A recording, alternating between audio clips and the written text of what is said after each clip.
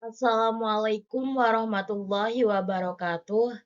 Saya Nabila Puspitasari Ramadan dengan NIM A1C223058 dari kelas B angkatan 2023. Saya akan menjelaskan materi tentang tahapan tidur dan proses terjadinya sleep paralysis atau ketindihan. Tahapan tidur. Terdapat 4 tahapan tidur. Yang pertama, NREM, Non-Rapid Eye Movement, tidur ayam. Pada tahapan tidur ini, mata kamu memang tertutup, tetapi kamu masih dapat dibangunkan atau terbangun dengan mudah.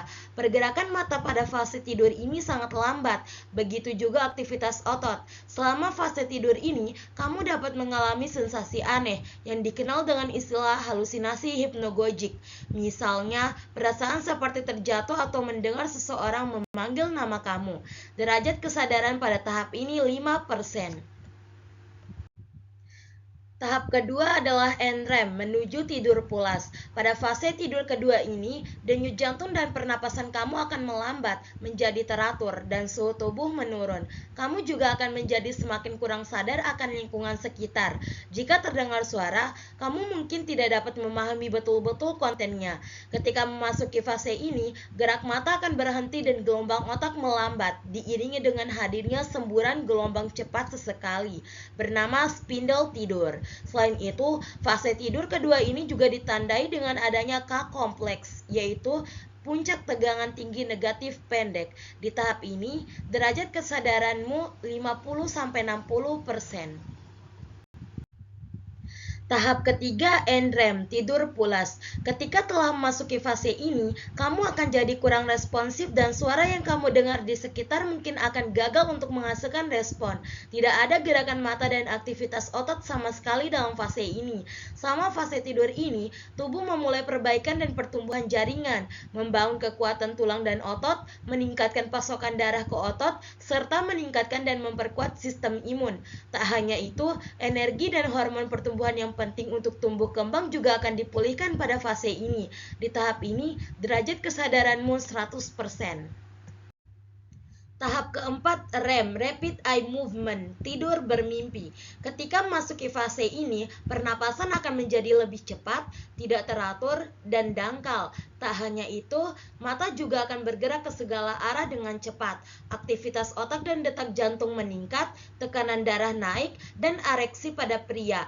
Tidur pada fase ini juga disebut sebagai paradoks tidur, karena ketika otak dan sistem tubuh lainnya aktif bekerja, otot-otot menjadi lebih rileks. Mimpi biasanya terjadi pada fase tidur ini, akibat peningkatan aktivitas otak yang di lain sisi kelumpuhan sementara terjadi pada otot. Proses terjadinya sleep paralysis. Ketindihan atau sleep paralysis terjadi karena kerja otak dan otot tubuh tidak berlangsung selaras.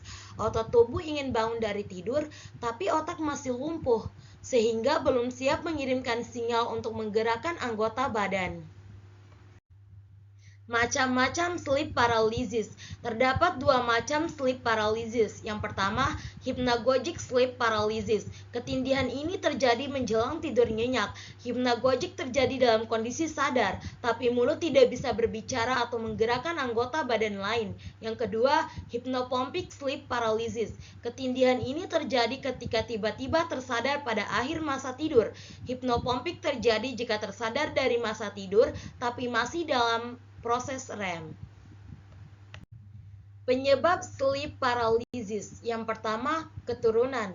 Yang kedua, posisi tidur. Yang ketiga, jam tidur. Yang keempat, stres. Yang kelima, penyalahgunaan obat-obatan. Kesimpulan, kunci menghadapi ketindihan adalah Anda hanya perlu memahami bahwa itu bukanlah peristiwa mistis. Ini hanyalah gangguan tidur yang tidak perlu dilawan. Anda hanya perlu tenang, rileks, lalu bernafaslah secara perlahan. Lama-kelamaan, otak akan bekerja secara sadar menggerakkan otot tubuh seperti biasa. Thank you.